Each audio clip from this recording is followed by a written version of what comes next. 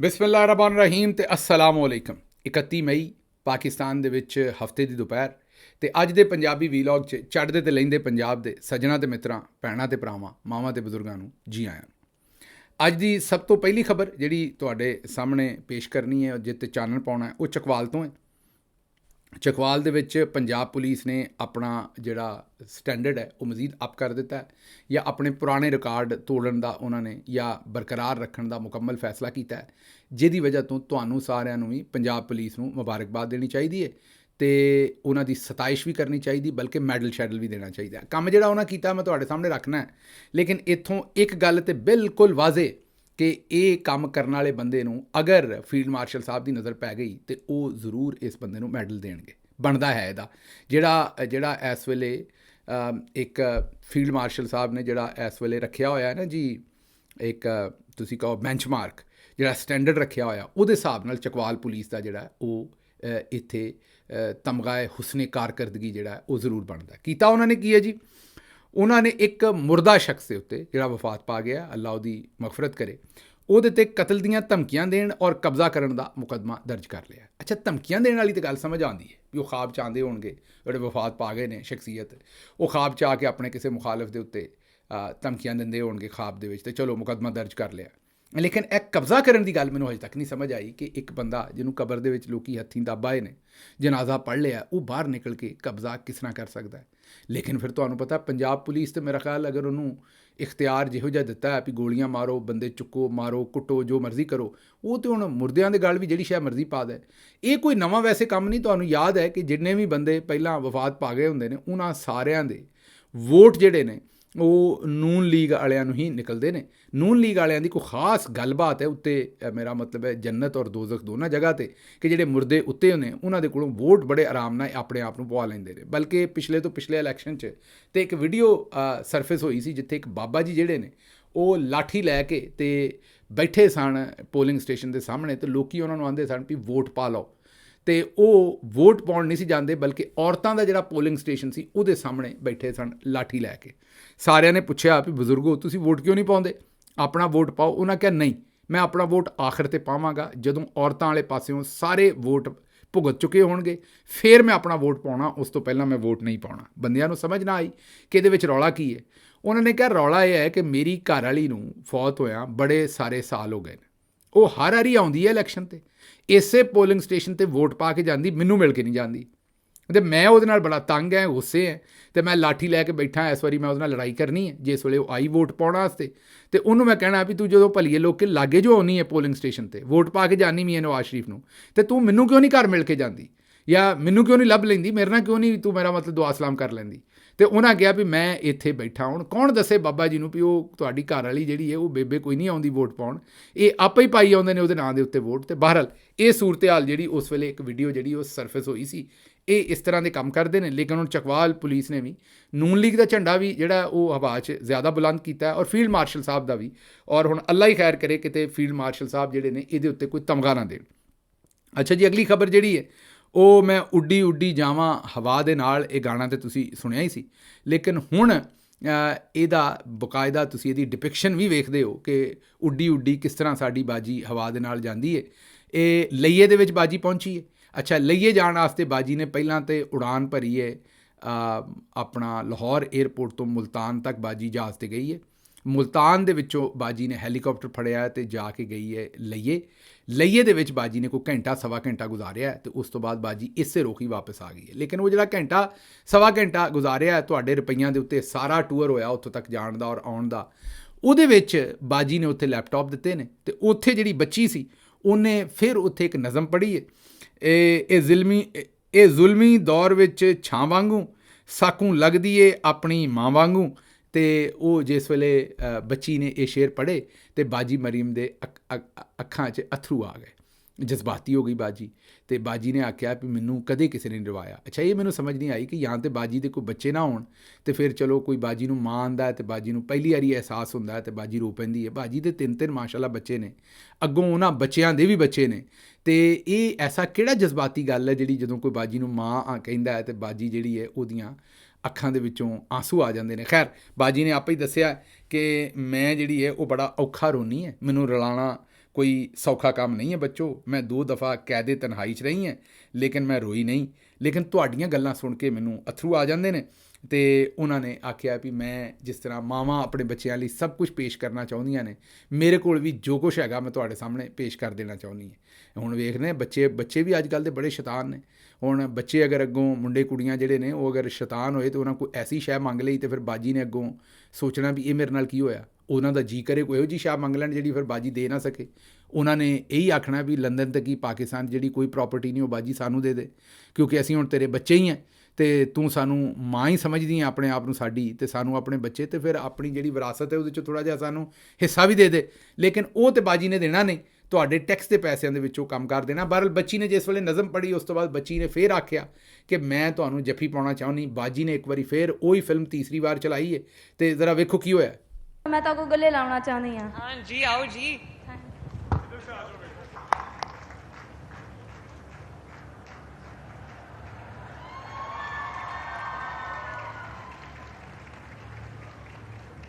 ਵੇਖ ਲਿਆ ਜੇ, ਇਹ ਨੇ ਉਹ ਫਨਕਾਰੀਆਂ ਜਿਹੜੀਆਂ ਫੀਲਡ ਮਾਰਸ਼ਲ ਸਾਹਿਬ ਨੂੰ ਪਸੰਦ ਨੇ। ਤੁਹਾਨੂੰ ਮੈਂ ਦਿਖਾਉਣਾ ਇਹ ਹੈ ਕਿ ਇਹ ਪਸੰਦ ਜੇ, ਇਹ ਪਸੰਦ ਨਹੀਂ ਬਲਕਿ ਪਸੰਦ, ਇਹ ਪਸੰਦ ਜੇ ਫੀਲਡ ਮਾਰਸ਼ਲ ਸਾਹਿਬ ਦੀ। ਮਤਲਬ ਕਿ ਪਸੰਦ ਦਾ ਮਤਲਬ ਇਹ ਜਿਹੜੀਆਂ ਹਰਕਤਾਂ ਨੇ ਪਸੰਦ ਨੇ।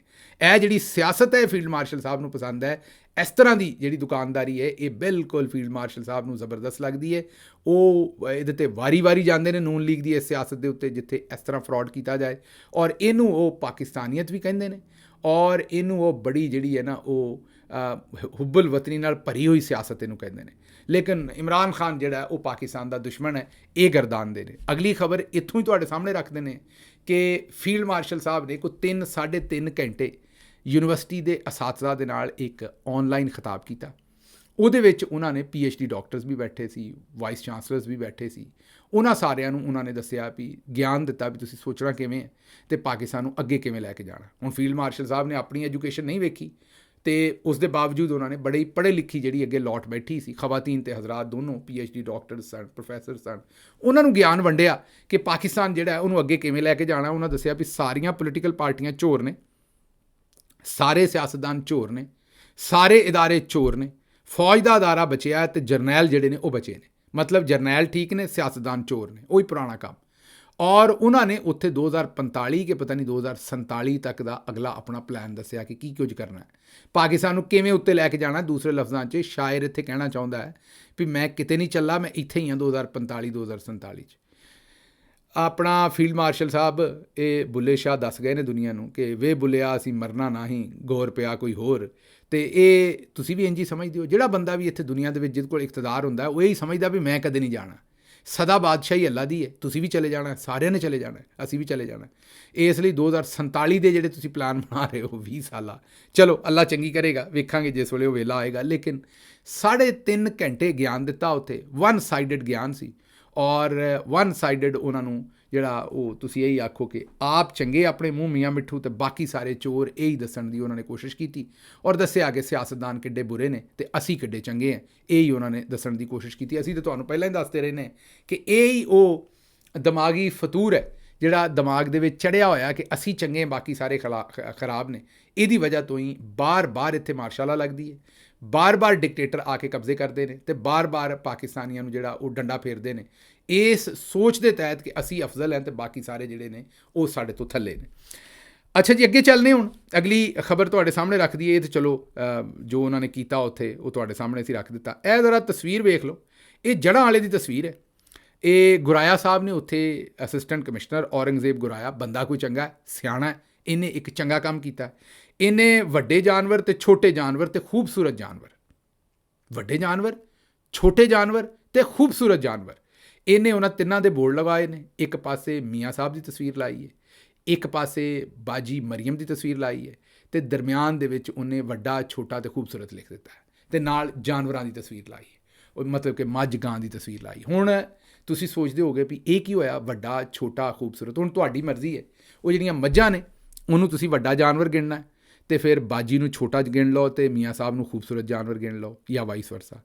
ਅਗਰ ਉਹਨਾਂ ਬਾਜੀ ਨੂੰ ਤੁਸੀਂ ਛੋਟਾ ਜਾਨਵਰ ਗਿਣਨਾ, ਮੀਆਂ ਸਾਹਿਬ ਨੂੰ ਵੱਡਾ ਜਾਨਵਰ ਗਿਣਨਾ ਹੈ, ਅਤੇ ਫਿਰ ਉਹ ਜਿਹੜੇ ਜਾਨਵਰ ਨੇ ਮੱਝ ਗਾਂ ਉਹਨਾਂ ਨੂੰ ਖੂਬਸੂਰਤ ਜਾਨਵਰ ਗਿਣ ਲਓ। 3 ਚੀਜ਼ਾਂ ਦੀਆਂ ਤਸਵੀਰਾਂ ਨੇ ਅਤੇ 3 ਹੀ ਨਾਂ ਲਿਖੇ ਨੇ ਉਹਨਾਂ ਨੇ। ਹੁਣ ਤੁਹਾਡੀ ਮਰਜ਼ੀ ਹੈ ਕਿਹਨੂੰ ਕੀ ਅਸਾਈਨ ਕਰਨਾ ਹੈ ਤੁਸੀਂ, ਕਮੈਂਟਸ ਦੇ ਵਿੱਚ ਜ਼ਰੂਰ ਦੱਸ ਦਿਓ, ਜ਼ਰਾ ਇੱਕ ਕਸੌਟੀ ਬਣਾ ਕੇ ਦੱਸ ਦਿਓ, ਅਸੀਂ ਫਿਰ ਹਿਸਾਬ ਲਾ ਲਾਂਗੇ ਕਿ ਤੁਸੀਂ ਕਿਹਨੂੰ ਵੱਡਾ ਕਹਿਣ ਡਏ ਹੋ, ਕਿਹਨੂੰ ਖੂਬਸੂਰਤ ਜਾਨਵਰ ਕਹਿਣ ਡਏ ਹੋ ਤੇ ਕਿਹਨੂੰ ਜਿਹੜਾ ਉਹ ਛੋਟਾ ਜਾਨਵਰ ਕਹਿਣ ਡਏ ਹੋ। ਬਹਰਹਾਲ ਗੁਰਾਇਆ ਸਾਹਿਬ ਨੇ ਕਸਰ ਕੋਈ ਨਹੀਂ ਛੱਡੀ, ਬੰਦਾ ਸਿਆਣਾ ਹੈ, ਉਹਨੂੰ ਪਤਾ ਹੈ ਵੀ ਇਹਨਾਂ ਦੀ ਅਹਿਮੀਅਤ ਕੀ ਹੈ। ਇਹ ਤਸਵੀਰ ਲਵਾਉਣਾ ਚਾਹੁੰਦੇ ਨੇ, ਭਾਵੇਂ ਇਹਨਾਂ ਨੂੰ ਗੰਦੀਆਂ ਗਾਲਾਂ ਦੇ ਕੇ ਤਸਵੀਰ ਲਾ ਦਿਓ, ਭਾਵੇਂ ਇਹਨਾਂ ਨੂੰ ਜਾਨਵਰ ਲਿਖ ਕੇ ਤਸਵੀਰ ਲਾ ਦਿਓ, ਇਹ ਰਾਜ਼ੀ ਨੇ ਜਦੋਂ ਤੱਕ ਕਿ ਇਹਨਾਂ ਦੀ ਤਸਵੀਰ ਲੱਗੀ ਹੋਵੇ। ਆਪ ਇਹਨਾਂ ਦੀ ਤੁਸੀਂ ਕੰਮ ਜ਼ਰਫੀ ਦਾ ਆਲਮ ਦੇਖ ਲਓ ਵੀ ਤਸਵੀਰ ਲਵਾਉਣ ਦੇ ਚੱਕਰ ਦੇ ਵਿੱਚ ਕਿਤੇ ਤੱਕ ਵੀ ਅੱਪੜ ਜਾਂਦੇ ਨੇ। ਤੇ ਹੁਣ ਬਿਊਰੋਕ੍ਰੇਸੀ ਵੀ ਵਿਚਾਰੀ ਕਮਲੀ ਹੋਈ, ਉਹਨਾਂ ਨੂੰ ਵੀ ਸਮਝ ਨਹੀਂ, ਉਹ ਵੀ ਤਸਵੀਰ ਠੋਕੀ ਆਉਂਦੇ ਨੇ, ਜਿੱਥੇ ਲੱਗਦੀ ਉੱਥੇ ਵੀ ਲਾ ਦਿੰਦੇ ਨੇ, ਜਿੱਥੇ ਨਹੀਂ ਲੱਗਦੀ ਉੱਥੇ ਵੀ ਲਾ ਦਿੰਦੇ ਨੇ। ਹੁਣ ਜਾਨਵਰਾਂ ਦੇ ਨਾਲ ਵੀ ਇਹਨਾਂ ਦੀਆਂ ਤਸਵੀਰਾਂ, ਹੁਣ ਆਉਣ ਵਾਲੇ ਦਿਨਾਂ ਦੇ ਵਿੱਚ ਜਿਹੜਾ ਗੋਇਆ ਸ਼ੋਇਆ ਚੁੱਕਣ ਵਾਲਾ ਖੁਰਪਾ ਹੋਣਾ ਨਾ, ਉਹਦੇ ਉੱਤੇ ਵੀ ਇਹਨਾਂ ਦੀਆਂ ਤਸਵੀਰਾਂ ਲੱਗੀਆਂ ਹੋਣੀਆਂ ਨੇ, ਤੁਸੀਂ ਦੇਖਣਾ। ਔਰ ਜਿਹੜੇ ਕਮੋਡ ਵਗੈਰਾ ਸਾਫ਼ ਕਰਨ ਵਾਲੇ ਬ੍ਰਸ਼ ਹੋਣੇ ਨੇ, ਉੱਥੇ ਵੀ ਇਹਨਾਂ ਦੀਆਂ ਤਸਵੀਰਾਂ ਲੱਗੀਆਂ ਹੋਣੀਆਂ ਨੇ, ਕਿਉਂਕਿ ਇਹਨਾਂ ਨੂੰ ਤਸਵੀਰ ਚਾਹੀਦੀ ਹੈ, ਉਹ ਭਾਵੇਂ ਜਿੱਥੇ ਮਰਜ਼ੀ ਲਾ ਦਿਓ। ਅੱਛਾ ਜੀ, ਅਗਲੀ ਖਬਰ ਜਿਹੜੀ ਹੈ ਉਹ ਤੁਹਾਡੇ ਸਾਹਮਣੇ ਰੱਖਣੇ ਹੈ ਕਿ ਸਫਦਰ ਅਵਾਨ ਸਾਹਿਬ ਭਾ ਸਫਦਰ ਬੋਲਿਆ। ਅੱਛਾ, ਭਾ ਸਫਦਰ ਦਾ ਤੁਸੀਂ ਗੁੱਸਾ ਨਹੀਂ ਕਰਨਾ। ਭਾ ਸਫਦਰ ਤੁਸੀਂ ਵੇਖ ਲਓ ਕਿ ਉਹ ਇੱਕ ਤੇ ਇਹ ਸਮਝ ਲਓ ਕਿ ਉਹ ਵਿਚਾਰੇ ਘਰੋਂ ਬੇਕਾਰ ਨੇ, ਕਿਉਂਕਿ ਉੱਥੇ ਐਬਟਾਬਾਦ ਮਾਨਸੇਰਾ ਰਹਿੰਦੇ ਨੇ ਇਕੱਲੇ, ਆਪਣੀ ਵਿਚਾਰੇ ਆਪੇ ਹੀ ਪਕਾ ਕੇ ਖਾਣੀ ਪੈਂਦੀ ਹੈ ਉਹਨਾਂ ਨੂੰ ਉੱਥੇ। ਅਤੇ ਇਸ ਲਈ ਸਾਡਾ ਭਰਾ ਹੈ, ਉਹਦਾ ਖਿਆਲ ਕਰਨਾ। ਜਿਹੜਾ ਜ਼ੁਲਮ ਉਹਦੇ ਨਾਲ ਦੁਨੀਆ 'ਚ ਹੋ ਗਿਆ, ਜਿਹੜਾ ਉਹਨੇ ਮੁਸੀਬਤਾਂ ਦੁਨੀਆ 'ਚ ਚੁੱਕ ਲਈਆਂ, ਉਹ ਜਨਤੀ ਆਦਮੀ ਹੈ, ਤੁਰਿਆ ਫਿਰਦਾ ਜਨਤੀ ਆਦਮੀ। ਮੇਰਾ ਤੇ ਉੱਤੇ ਕਦੀ ਕੋਈ ਗਿਲਾ ਨਹੀਂ, ਨਾ ਮੈਨੂੰ ਉਹਦੀ ਕੋਈ ਗੱਲ ਬੁਰੀ ਲੱਗਦੀ ਹੈ। ਸਿਰਫ ਉਹ ਗੱਲ ਕਿਹੜੀ ਕਰਦਾ ਹੈ ਕਿਉਂਕਿ ਉਹ 2-3 ਮਹੀਨੇ ਬਾਅਦ ਬੋਲਦਾ ਹੈ। ਜਿਸ ਵੇਲੇ ਬੋਲਦਾ ਹੈ ਤੇ ਉਹ ਕਿਉਂਕਿ ਜਿਸ ਤਰ੍ਹਾਂ ਕੋਈ ਰੁਕਿਆ ਬੰਦਾ ਜਦੋਂ ਬੋਲਦਾ ਹੈ ਤਾਂ ਫਿਰ ਅਬਾ ਤਬਾ ਹੀ ਬੋਲਦਾ ਹੈ ਨਾ। ਅਤੇ ਉਹ ਭਾ ਸਫਦਰ ਕਿਉਂਕਿ ਹਰ 2-3 ਮਹੀਨੇ ਬਾਅਦ ਬੋਲਦਾ ਹੈ, ਅਤੇ ਫਿਰ ਜਦੋਂ ਬੋਲਦਾ ਥੋੜ੍ਹਾ ਜਿਹਾ ਭੈੜਾ ਬੋਲਦਾ ਹੈ ਅਤੇ ਉਹ ਤੁਹਾਨੂੰ ਦੱਸਣਾ ਪੈਂਦਾ। ਲੇਕਿਨ ਉਹਨੂੰ ਦੁਆ ਦਿਆ ਕਰੋ, ਜੋ ਜ਼ੁਲਮ ਉਹਨੇ ਝੱਲਿਆ ਇਸ ਦੁਨੀਆ ਦੇ ਉੱਤੇ, ਉਸ ਤੋਂ ਵੱਡਾ ਮਜਾਹਦ ਹੋਰ ਕੋਈ ਹੈ ਨਹੀਂ। ਅਤੇ ਭਾ ਸਫਦਰ ਨੇ ਕਿਹਾ ਕਿ ਬਾਵਜ਼ੂ ਖੜਾ ਹੂੰ, मैं कसम खा के कहता हूं कि 40 साल सियासी ज़िंदगी में नवाज शरीफ जितना ईमानदार शख्स नहीं देखा। आए कोई इमरान खान का बंदा कसम खा के कहे।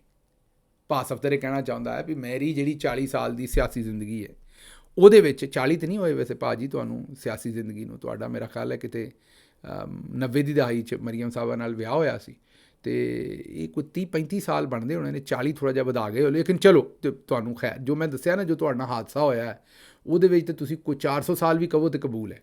ਉਹਨਾਂ ਨੇ ਵਾਰਲ ਕਿਹਾ ਕਿ ਜੀ ਨਵਾਜ਼ ਸ਼ਰੀਫ ਜਿੰਨਾ ਇਮਾਨਦਾਰ ਬੰਦਾ ਕੋਈ ਨਹੀਂ, ਅਤੇ ਇਮਰਾਨ ਖਾਨ ਦਾ ਬੰਦਾ ਕੋਈ ਆ ਕੇ ਕਸਮ ਖਾ ਕੇ ਗੱਲ ਮੈਨੂੰ ਦੱਸੇ। ਅਤੇ ਭਾਅ ਜੀ ਅਗਰ ਕਸਮ ਖਾ ਵੀ ਦਿੱਤੀ ਇਮਰਾਨ ਖਾਨ ਨੇ, ਅਤੇ ਜਿਹੜੀ ਤੁਹਾਡੀ ਤੁਸੀਂ ਕੁੱਟ ਖਾਣੀ ਹੈ ਘਰ ਜਾ ਕੇ, ਤੁਸੀਂ ਜ਼ਾਹਿਰ ਹੈ ਦਾਲ ਰੋਟੀ ਵੀ ਖਾਣੀ ਹੈ, ਅਤੇ ਕਿਉਂ ਐਵੇਂ ਖੇਚਲ ਕਰਦੇ ਹੋ? ਤੁਸੀਂ ਜੋ ਕਹਿੰਦੇ ਹੋ ਠੀਕ ਹੈ, ਕਿਉਂਕਿ ਤੁਸੀਂ ਸਵੇਰ ਨੂੰ ਰਾਤ ਕਹੋ ਅਤੇ ਰਾਤ ਨੂੰ ਸਵੇਰ ਕਹੋ, ਪੂਰੀ ਦੁਨੀਆ ਨੇ ਮੰਨ ਲੈਣਾ, ਕਿਉਂਕਿ ਬੰਦੇ ਦਾ ਇੰਨੇ ਜ਼ੁਲਮ ਤੋਂ ਬਾਅਦ ਬੰਦੇ ਦਾ ਸਿਰ ਵਾਕਈ ਭੌਂ ਜਾਂਦਾ ਹੈ। ਤੁਹਾਡਾ ਵੀ ਭੌਂ ਗਿਆ, ਕੋਈ ਨਹੀਂ, ਅੱਲਾ ਕਰਮ ਕਰੇ ਤੁਹਾਡੇ ਉੱਤੇ।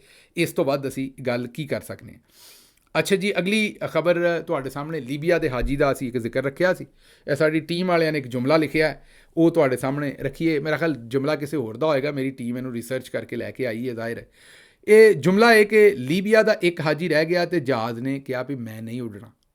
ਲੀਬੀਆ ਦਾ ਇੱਕ ਹਾਜੀ ਰਹਿ ਗਿਆ, ਆਮਿਰ ਉਹਦਾ ਨਾਂ ਸੀ ਹਾਜੀ ਦਾ, ਤੁਹਾਨੂੰ ਪਤਾ ਹੈ, ਅਤੇ ਜਹਾਜ਼ ਨੇ ਇਨਕਾਰ ਕਰ ਦਿੱਤਾ ਵੀ ਮੈਂ ਨਹੀਂ ਉੱਡਣਾ, ਮੈਂ ਹਾਜੀ ਲੈ ਕੇ ਜਾਣਾ ਹੈ। 67,000 ਹਾਜੀ ਰਹਿ ਗਏ ਅਤੇ ਜਹਾਜ਼ ਨੇ ਚੂੰ ਨਾ ਕੀਤੀ। ਆਇਆ ਜੇ ਨਾ ਸਵਾਦ। ਅਤੇ ਫਿਰ ਇਹਨੂੰ ਕਹਿੰਦੇ ਨਾ ਰਹਿਮਤਾਂ ਮੁਲਕ 'ਤੇ। ਅਤੇ ਹੁਣ ਅਗਰ ਤੁਸੀਂ ਇਸ ਕੁਲੀਏ ਦੇ ਨਾਲ ਕਹਿੰਦੇ ਹੋ ਵੀ ਉੱਥੇ ਉਹ ਹੀ ਜਾਂਦਾ ਜਿਹਨੂੰ ਸਰਕਾਰ ਬੁਲਾਉਂਦੇ ਨੇ, ਇਹੀ ਕਹਿੰਦੇ ਹੋ ਨਾ ਤੁਸੀਂ, ਜਿਹੜਾ ਇੱਥੋਂ ਚੋਰ ਜਾਂਦਾ ਉਹਦੇ ਬਾਰੇ ਤੁਸੀਂ ਇਹ ਜੁਮਲਾ ਕਹਿੰਦੇ ਹੋ ਵੀ ਸਰਕਾਰ ਨੇ ਸੱਦਿਆ ਇਸ ਲਈ ਚਲਾ ਗਿਆ। ਇਹ ਜਿਹੜਾ 67,000 ਬੰਦਾ, ਜਿਹਦੇ ਵਿੱਚ ਬੜੇ ਸਾਰੇ ਗਰੀਬ, ਬੇਵਾ, ਪਤਾ ਨਹੀਂ ਕੌਣ ਹੋਣੇ ਨੇ, ਜਿਨ੍ਹਾਂ ਨੇ ਬੜੇ ਪੈਸੇ ਜਮ੍ਹਾਂ ਕਰਕੇ ਇਸ ਗਵਰਨਮੈਂਟ ਨੂੰ ਪੈਸੇ ਦਿੱਤੇ ਸਨ, ਔਰ ਗਵਰਨਮੈਂਟ ਉਹਨਾਂ ਦੇ ਪੈਸੇ ਖਾ ਗਈ, ਗਲਤ ਅਕਾਊਂਟ 'ਚ ਰੱਖੇ, ਔਰ ਉਹਨਾਂ ਨੂੰ ਹੱਜ 'ਤੇ ਨਾ ਘੱਲਿਆ। ਹੁਣ ਇਹਨਾਂ ਨੂੰ ਸਰਕਾਰ ਨੇ ਨਹੀਂ ਬੁਲਾਇਆ, ਇਹਨਾਂ ਦੀ ਮਨਜ਼ੂਰੀ ਸਰਕਾਰ ਨੇ ਨਹੀਂ ਸੀ ਕੀਤੀ। ਇਹ ਜਿਹੜੀ ਚੋਰੀ ਹੋਈ ਇਹਨਾਂ ਦੇ ਪੈਸਿਆਂ ਦੀ, ਇਹਦੀ ਮਨਜ਼ੂਰੀ ਸਰਕਾਰ ਨੇ ਦਿੱਤੀ ਸੀ। ਤੋਬਾ ਨਾਊਜ਼ ਬਿੱਲਾ, ਉਹਨਾਂ ਦੇ ਕਹਿਣ ਦੇ ਉੱਤੇ ਸਾਰਾ ਕੰਮ ਖਰਾਬ ਹੋਇਆ ਨਾ। ਇਹ ਜਿਹੜੇ ਇੱਥੇ ਬਦੀਦ ਨੇ, ਜਿਹੜੇ ਇੱਥੇ ਜ਼ਾਲਮ ਨੇ, ਇਹਨਾਂ ਨੇ ਕਿਆਮਤ ਵਾਲੇ ਦਿਨ ਸਰਕਾਰ ਦੇ ਕੋਲੋਂ ਵੀ ਔਰ ਅੱਲਾ ਦੀ ਜ਼ਾਤ ਦੇ ਸਾਹਮਣੇ ਵੀ ਸ਼ਰਮਿੰਦਾ ਹੋਣਾ, ਜਿਹੜਾ ਇਹਨਾਂ ਨੇ ਇਹਨਾਂ ਲੋਕਾਂ ਦਾ ਪੈਸਾ ਖਾਧਾ ਹੈ। ਇਹ ਜਿਹੜੇ 67,000, ਇਹਦੇ ਵਿੱਚ ਬੜੇ ਬੜੇ ਨੇਕ ਬੰਦੇ ਹੋਣੇ ਨੇ, ਜਿਨ੍ਹਾਂ ਦਾ ਜਾਣਾ ਉੱਥੇ ਬਣਦਾ ਸੀ, ਜਿਹੜੇ ਅਗਲੇ ਸਾਲ ਤੱਕ ਪਤਾ ਨਹੀਂ ਜਿਉਂਦੇ ਵੀ ਹੋਣਗੇ ਕਿ ਨਹੀਂ, ਜਾ ਸਕਣਗੇ ਕਿ ਨਹੀਂ। ਇਹਨਾਂ ਦਾ ਜਿਹੜਾ ਹੱਜ ਖਰਾਬ ਕੀਤਾ ਹੈ ਉਹ ਇਹਨਾਂ ਜ਼ਾਲਮਾਂ ਨੇ ਕੀਤਾ। ਔਰ ਆਪ ਅਮੀਨੁੱਦੀਨ ਸਾਹਿਬ ਵਰਗੇ ਅਤੇ ਆਪਣੇ ਜਿਹੜੇ ਅਫਰੀਦੀ ਸਾਹਿਬ ਵਰਗੇ ਉੱਥੇ ਜਾਂਦੇ ਨੇ, ਅਤੇ ਤੁਸੀਂ ਫਿਰ ਆਉਂਦੇ ਹੋ ਵੀ ਇਹ ਸਰਕਾਰ ਜਿਹੜੇ ਇਹਨਾਂ ਨੂੰ ਬੁਲਾ ਲੈਂਦੇ ਨੇ। ਇਹਨਾਂ ਨੂੰ ਸਰਕਾਰ ਨਹੀਂ ਬੁਲਾਉਂਦੇ, ਇਹਨਾਂ ਨੂੰ ਪੇਸ਼ੀਆਂ ਲਈ ਬੁਲਾਉਂਦੇ ਨੇ ਸਰਕਾਰ, ਹੱਜ ਲਈ ਨਹੀਂ ਬੁਲਾਉਂਦੇ ਇਹਨਾਂ ਨੂੰ, ਕਿਉਂਕਿ ਇਹਨਾਂ ਦੀਆਂ ਜਿਹੜੀਆਂ ਕਰਤੂਤਾਂ ਨੇ ਉਹਦੇ ਉੱਤੇ ਬੁਲਾਇਆ ਜਾ ਨਹੀਂ ਸਕਦਾ ਇਹਨਾਂ ਨੂੰ। ਅੱਛਾ ਜੀ, ਅਗਲੀ ਖਬਰ ਜਿਹੜੀ ਤੁਹਾਡੇ ਸਾਹਮਣੇ ਰੱਖਣੀ ਹੈ, ਉਹ ਮਕਈ ਦੀ ਕੀਮਤ ਵੀ ਤਬਾਹ ਹੋ ਗਈ ਹੈ ਜੀ। 80 ਤੋਂ 90 ਮਣ ਫੀ ਏਕੜ ਜਿਹੜੀ ਹੈ ਉਹ ਮਕਈ ਦੀ ਪੈਦਾਵਾਰ ਹੋਣੀ ਚਾਹੀਦੀ ਸੀ। ਨਿਕਲ 40 ਮਣ ਰਹੀ ਹੈ, ਰੇਟ 2200 ਰੁਪਈਆ ਹੈ। ਕਿਸਾਨ ਫਿਰ ਮਾਰਿਆ ਗਿਆ, ਕਣਕ 'ਚ ਮਾਰਿਆ ਪਹਿਲਾਂ, ਫਿਰ ਕਮਾਦ 'ਚ ਮਾਰਿਆ, ਫਿਰ ਕਣਕ 'ਚ ਮਾਰਿਆ, ਫਿਰ ਕਮਾਦ 'ਚ ਮਾਰਿਆ। 4 ਫਸਲਾਂ 'ਚ ਕਿਸਾਨ ਨੂੰ ਇਹਨਾਂ ਨੇ ਮਾਰ ਦਿੱਤਾ ਹੁਣ ਤੱਕ। ਹੁਣ ਮਕਈ 'ਚ ਵੀ ਮਾਰ ਦਿੱਤਾ। ਮਕਈ 2200 ਦੀ ਵਿਕਣ ਡਈ ਹੈ। ਮਕਈ ਇਸਤੇਮਾਲ ਹੁੰਦੀ ਹੈ ਚਿਕਨ ਆ ਜਿਹੜੇ ਚੂਜ਼ੇ ਸ਼ੂਜ਼ੇ ਨੇ ਇਹਨਾਂ ਦੀ ਫੀਡ ਦੇ ਵਿੱਚ, ਅਤੇ ਚਿਕਨ ਅਤੇ ਅੰਡੇ ਵੇਖੋ ਕਿੰਨੇ ਮਹਿੰਗੇ ਵਿਕਣ ਡਏ ਨੇ।